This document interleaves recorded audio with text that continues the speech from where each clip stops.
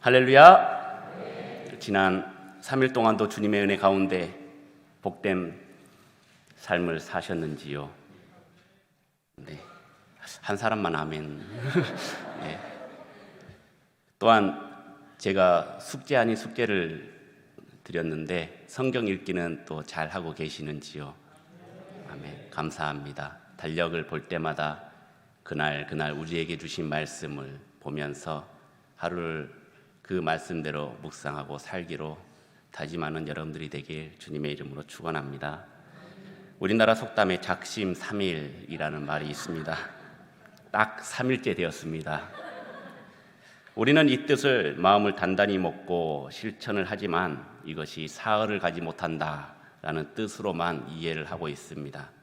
하지만 사전적인 다른 의미로는 사흘을 두고 생각한 끝에 비로소 결정을 보았다라는 신중함을 의미하기도 합니다. 우리 사랑하는 성교중앙교회 성도님들께서는 이 후자의 마음으로 신중하게 생각한 후에 결정을 내리는 그 순간 정광석화처럼 빠르게 계획했던 일들을 진행해서 완벽하게 일을 마무리 짓는 믿음의 결단을 하는 우리 믿음의 성도님들이 되길 주님의 이름으로 축원합니다. 오늘 우리에게 주신 말씀은 금식 논쟁에 관한 말씀입니다. 예수 그리스도가 이 땅에 오심으로 인해서 구속사의 시대가 바뀐 것도 모르고 구약의 율법에 매여서 그 생각대로만 살아왔던 당시 사람들, 그리고 새로운 시대가, 그리고 신약의 시대가 가져가야 할 그 생각과 전혀 다름을 오늘 말씀을 통해서 보여주고 있습니다. 새롭게 맞이한 2024년을 지난 과거 그리고 과오를, 잘못을 계속 안고 가거나 이것이 전통이니 그대로 따라야 하니 이런 것들이 아닌 우리도 새롭게 바뀐 주님의 시대에 맞춰서 살아가야 한다는 것을 의미하고 있습니다. 오늘도 우리에게 주신 말씀을 우리의 마음밭에 뿌려서 믿음의 열매 맺는 귀한 우리 성도님들이 되길 주님의 이름으로 축원합니다. 먼저 18절 말씀을 우리 함께 봉독하겠습니다. 요한의 제자들과 바리새인들이 금식하고 있는지라 사람들이 예수께 와서 말하되 요한의 제자들과 바리새인 제자들은 금식하는데 어찌하여 당신의 제자들은 금식하지 아니하나이까. 아멘. 이 사건은 사람들이 일주일에 2차례씩 규칙적으로 금식하는 바리새인들과 요한의 제자들, 그리고 예수님의 제자들은 왜 금식하지 않느냐는 질문으로 이 사건이 시작이 됩니다.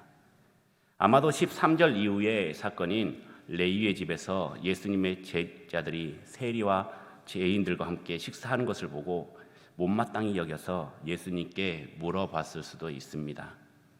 또한 식사를 하는데 그때가 이들이 금식하고 있어서 와, 나는 금식하는데 너네들은 밥을 먹네? 하면서 배가 아파서 또 얘기했을 수도 있습니다. 성경이 말한 금식은 레위기 23장 26절에서 32절에 기록한 대로 1년에 하루 속죄일에 금식하도록 규정이 되어 있습니다. 또한 나라의 어려움이나 또 위험이 닥칠 때 그때도 또 금식하게끔 규정이 되어 있습니다. 이 금식하는 자들은 대개 바리새인들과 같은 유대 종교의 핵심 지도자들을 중심으로 이루어졌는데 시간이 지남에 따라 금식하는 횟수가 잦아지고 당시 일주일에 2번씩 아침 6시부터 저녁 6시까지 금식을 하였습니다. 한두 번도 아니고 평생을 매주 이틀씩 하는 것이 보통 정성과 힘든 일 아니겠습니까? 하지만 예수님은 제자들에게 금식을 시키지 않았습니다. 율법에 따라 금식을 잘 지키고 금식하는 것이 나쁘지 않는데 왜 예수님은 제자들에게 금식을 명하지 않았고 또 이들에게 비유로 말씀을 했을까요? 먼저는 이들의 행위가 하나님에 대한 감사와 헌신의 행위가 아닌, 그리고 금식이 아닌 사람들에게 보여주기 위한 쇼였다라는 것입니다. 기도를 하든지 금식을 하든지 구제를 하든지 우리는 이 모든 것을 하나님이 보시고 받으시도록 우리가 해야 하는데 이들은 하나님께서 어떤 것을 원하는지 관심이 없었다는 것입니다. 오로지 자신들을 봐주는 사람들이 인정해 주기를 바랬고 또 존경받기를 원했습니다. 자신들 꾸미기만 급급했고 사람들이 많이 보이는 데서 죄를 뒤집어 쓰고 슬픈 기색을 띠고 나는 금식하고 있으니 알아봐 달라라고 관종과 같은 행동들을 했다라는 것입니다. 이런 바리새인과 요한의 제자들에게 비유로 말씀하신 것입니다. 혼인집 손님들이 신랑과 함께 있을 때 금식할 수 있겠느냐라고 질문을 던진 것이죠. 여기서 여러분들은 잘 아시는 대로 신랑은 예수 그리스도를 말씀하고 있습니다. 그리고 손님들은 예수님의 제자들과 예수님을 믿고 따르는 자들을 말하고 있습니다. 예수님은 자기 자신과 함께 있는 자들은 금식할 필요가 없다고 말씀을 합니다. 왜냐하면 예수님 자체가 온 백성에게 미칠 기쁨의 좋은 소식이기 때문입니다. 기쁨의 좋은 소식을 안고 왔는데 예수님이 그 기쁨 자체인데 왜 옆에 있는 사람들이 슬퍼해야 합니까? 기뻐하고 함께 떡을 떼며 마시면서 즐거워해야죠. 그 잔치에 참여해야죠. 기쁨의 잔치에 나는 금식하기 때문에 밥을 먹지 않겠습니다 라고 하면 그 잔치의 분위기는 차갑게 식어갈 뿐입니다. 또한 기쁨의 자칫날에 초대한 손님들에게 금식을 시킨다면 제가 오늘 잔칫날인데 딱 하필 이때가 금식하는 기간이라서 여러분들이 오늘 식사는 없습니다. 축하만 하고 축의금만 주고 가십시오 라고 하면 이 또한 말이 되지 않는 행동입니다. 그렇다면 어떤 분들은 또한 그럼 지금 많은 사람들이 금식하는 것은 무엇인가요? 왜 금식을 하는가요? 라고 물어볼 수도 있습니다. 예수님께서 금식하지 말라고 했으니까 금식 안 해도 되겠네요? 라는 질문을 던질 수도 있습니다. 예수님께서는 말씀하십니다. 인위적인 금식, 사람에게 보여서 경건함을 과시하기 위한 그런 금식, 마음은 원치 않은데 규칙과 전통에 얽매여서 마지못해 하는 이 금식은 하나님께서 받지 않으시는 무가치한 것이고 금식은 그것을 하도록 불러일으키는 슬픔과 고통의 자연스러운 상황이 전개될 때에 우리의 마음에 따라서 금식을 해야 된다라고 예수님께서는 말씀하시는 것입니다. 또한 예수님께서는 금식할 날이 올 거라고 말씀을 하셨습니다. 그때가 언제입니까? 바로 신랑을 빼앗을 때라고 말씀하셨습니다. 이는 예수 그리스도의 죽음을 의미하고 있습니다. 예수님의 제자들이 슬퍼해야 할 상황, 금식을 해야만 상황에 처한 날입니다. 예수님을 뺏긴 그 어려움과 절망의 시기에 금식하라는 것입니다. 우리는 예수님과 함께 있기에 죄의 속박에서 벗어나서 진정한 자유를 누리는 믿음의 사람이 되었습니다. 함께 있으면 문제가 되지 않습니다. 하지만 우리 인간은 어떻습니까? 늘 각기 제 길로 가지 않습니까? 주님의 보호 아래 인도하심에 있는 것이 아니라 늘 빠져나가려고 애를 쓰지 않습니까? 그리고 내 주위로만 돌아가려고 합니다. 내가 하면 거룩이고 다른 이가 하면은 죄악이었습니다. 한 교회에 성경적 지식이 매우 풍부한 여신도가 한 분 계셨습니다. 성경에 대한 공부도 많이 하였고 신약적인 수업도 많이 받은 사람이어서 그 교회 내에서 성경적인 지식은 타의 추정을 불허했죠. 그런데 그녀에게는 아주 못된 버릇이 하나 있었습니다. 그것은 다른 사람이 잘못을 할 때 성경적인 근거를 제시하면서 계속해서 정죄를 하는 것입니다.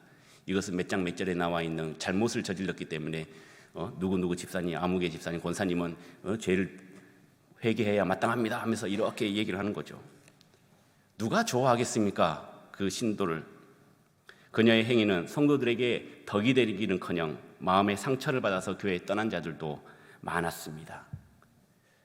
이에 고심한 목사님은 그녀에게 잘못을 알게 해줄 방법으로 다음과 같은 편지를 썼습니다.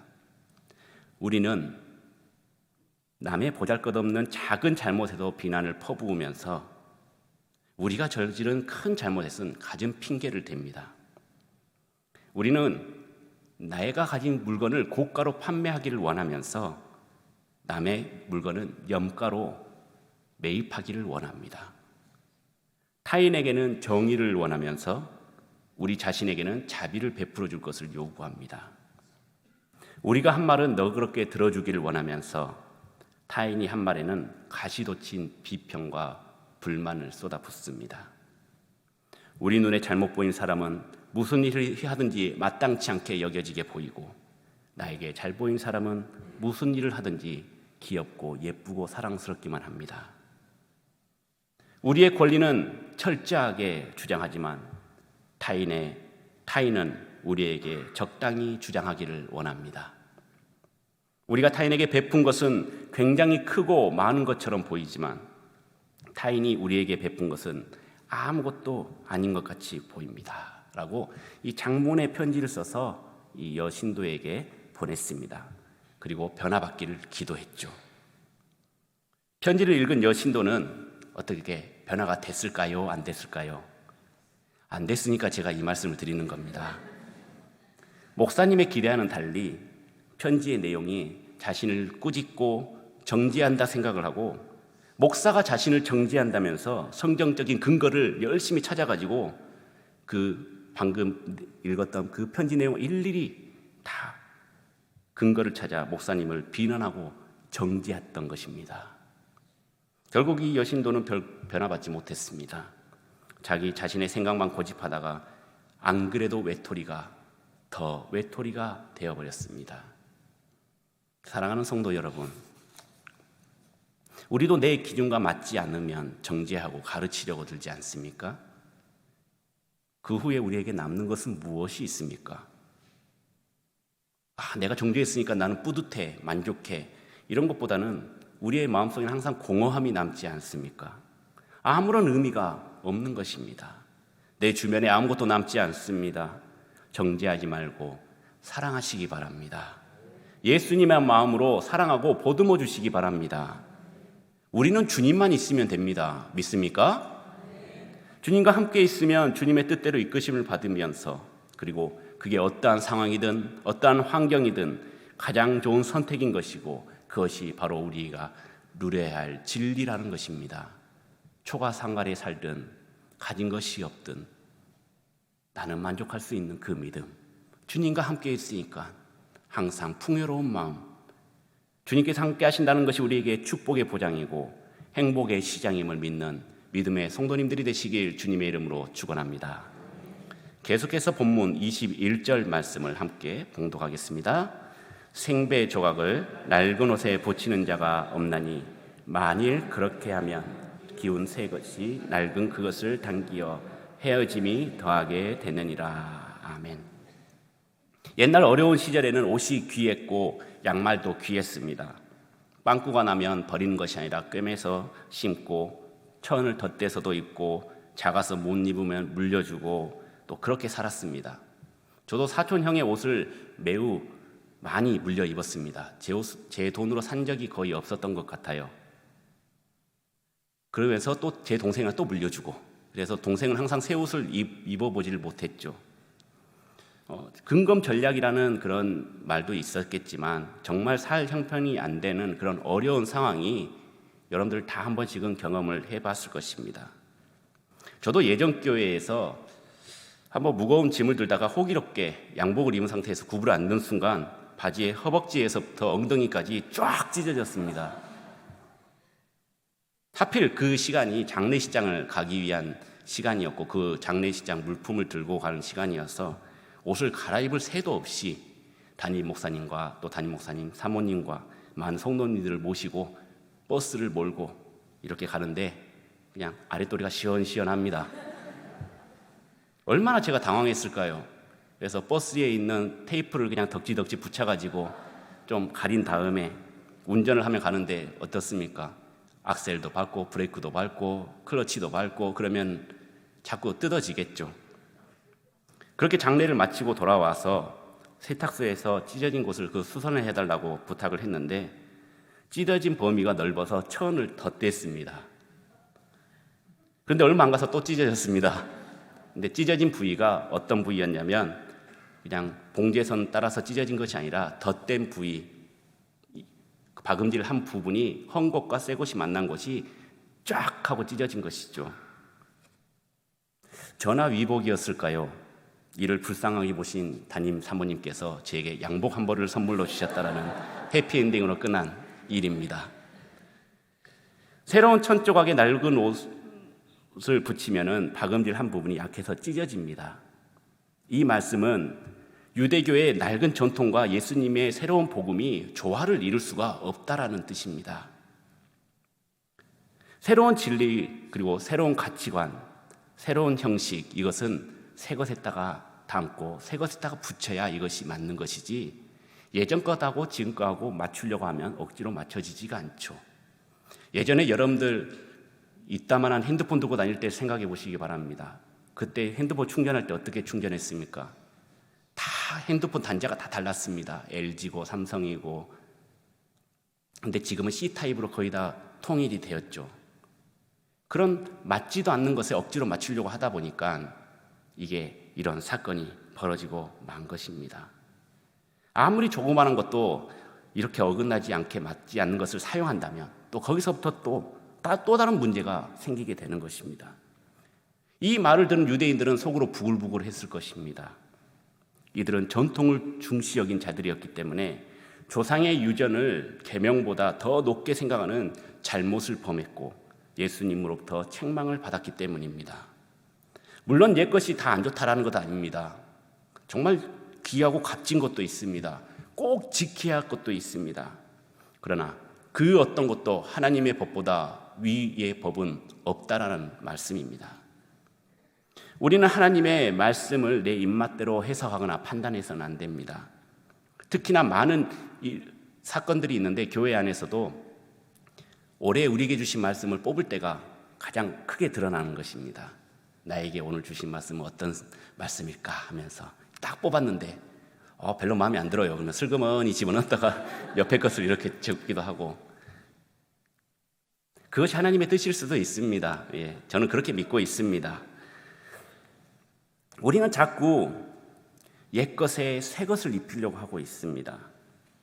하지만 우리는 우리의 생각보다는 하나님께서 어떻게 생각하실까? 이거 먼저 생각을 해야 되고, 그리고 하나님이라면 이렇게 하셨을 것이야 라고 결정이 내렸다면 우리의 결정은 굉장히 쉽게 끝이 나는 것입니다. 우리는 더 좋은 것이 있음에도 불구하고 예전 것이 익숙하기 때문에, 예전 것이 마음에 들기 때문에 계속해서 그것을 쓰려고 합니다. 고수하려고 합니다. 우리의 낡았던 옛 관습과 율법을 이제는 버리시기 바랍니다. 늘 새로운 예수 그리스도의 복음을 받아들여서 어떠한 움직임에도 헤어짐이 없는 튼튼한 옷을 입으시는 여러분들이 되시길 축원합니다. 그렇다면 여러분들은 부끄러움을 당할 일이 없습니다. 여러분들 교회에서나 가정에서나 사회에서나 늘 당당하게 주님이 입혀주신 그 새 옷을 입고 사람들 앞에 당당하게 서시는 믿음의 사람들이 되길 주님의 이름으로 축원합니다. 마지막으로 우리 22절 말씀을 함께 봉독하겠습니다. 새 포도주를 낡은 부대에 넣는 자가 없나니 만일 그렇게 하면 새 포도주가 부대를 터뜨려 포도주와 부대를 버리게 되리라. 오직 새 포도주는 새 부대에 넣으리라 하시니라. 아멘. 유대인들에게 있어서 포도주는 굉장히 중요한 음료입니다. 이 유대인의 필수품인 포도주를 보관하려면 여러 가지 방법을 사용하였습니다. 그중 특별히 동물의 가죽으로 부대를 만들어서 그 속에 보관하는 방법을 많이 사용했습니다. 이 가죽 부대는 유대인들의 필수품이었다는 것이죠. 그래서 너무나도 잘 알고 있기 때문에 자연스럽게 포도주와 가죽 부대를 비유로 설명을 했던 것입니다. 낡은 가죽 부대는 새 가죽 부대와는 달리 탄력이 없습니다. 포도주가 발효되면 가스로 인해서 부대가 부풀기 때문에 잘못하면 터질 염려가 있어서 알만한 사람들은 모두 다 새 포도주는 새 부대에 넣는 것이 당연한 거였습니다. 새 포도주는 여러분들이 잘 아시는 대로 예수님의 말씀입니다. 낡은 가죽 부대는 바리새인들의 율법이고요. 생배조각과 낡은 옷이 함께할 수 없듯이 새 포도주와 낡은 가죽 부대는 함께할 수 없는 것입니다. 유대교의 율법주의와 예수님의 새로운 복음은 결합이 불가하기 때문에 이를 이해하지 못한 유대인들에게 비유로서 설명을 했던 것입니다. 과거나 현재나 우리는 예수 그리스도를 바로 알고 믿는 믿음에서 우리의 증거, 우리의 역사, 우리의 기적이 나타납니다. 아무리 신앙생활을 오래 한다고 하더라도 우리에게 변화가 일어나지 않는다면 그것은 우리의 마음이 그릇이 잘못되어 있기 때문입니다. 하나님의 말씀은 변하지 않습니다. 썩지도 않고 상하지도 않고 변질되지도 않습니다. 진리의 말씀입니다. 그렇다면 뭐가 문제일까요? 담는 그릇이 문제이지 않겠습니까? 우리의 마음에 담는 그릇이 문제이기 때문에 하나님의 복음의 말씀을 이렇게 받아들였는데 속에서 상해버리고 맙니다. 이것을 어찌 말씀을 탓할 수가 있겠습니까? 우리의 마음에 탓해야죠. 우리의 그릇이, 우리의 가죽부대가 잘못됐기 때문에 낡은 옷을 입고 낡은 가죽부대의 새로운 말씀을 받아들이니 이전과 달라진 것도 없고 오히려 이전보다 더 안 좋은 일들이 계속해서 발생을 하게 되는 것입니다. 그리고 하나님은 없어, 하나님은 나를 사랑하시지 않아 자책하면서 스스로 더 깊고 깊은 절망 속에 빠져버립니다. 믿음의 증거는 어디서 나오는지 아십니까? 변화에서 나옵니다. 2023년도와 2024년도 이제 3일이 지났지만 뭔가 바뀌지 않았다고 느꼈다는 것은 잘못된 것입니다. 물론 24시간은 똑같이 흘러가고 여러분들의 삶은 똑같이 적용이 되겠지만 새로운 마음 그리고 새로운 복음을 우리가 받아들여서 하나님의 영광을 위해서 귀하게 사용을 해야 되는데 우리의 마음 그릇이 바뀌지 않으니, 제일 중요한 그릇이 바뀌지 않으니 오자마자 변질이 되고 마는 것입니다. 다른 것 말고 2024년도에는 여러분들의 마음 그릇이 바뀌길 주님의 이름으로 축원합니다. 2024년도에 그랬다면 2024년도에는 새롭게 변화가 일어날 줄 믿습니다. 그래서 고린도후서 5장 17절에서도 누구든지 그리스도 안에 있으면 새로운 피조물이라, 이전 것은 지나갔으니 보라 새 것이 되었도다 라고 말씀하시지 않습니까? 우리의 옛사랑을 떠나서 새 삶을 사시는 여러분들이 되시길 주님의 이름으로 축원합니다. 여러분들의 삶이 근본적으로 바뀔 때 새 옷과 새 가죽 부대로 옛 구습을 따르지 않고 성령으로 새롭게 변화되는 믿음의 성도님들이 되시길 주님의 이름으로 축원합니다.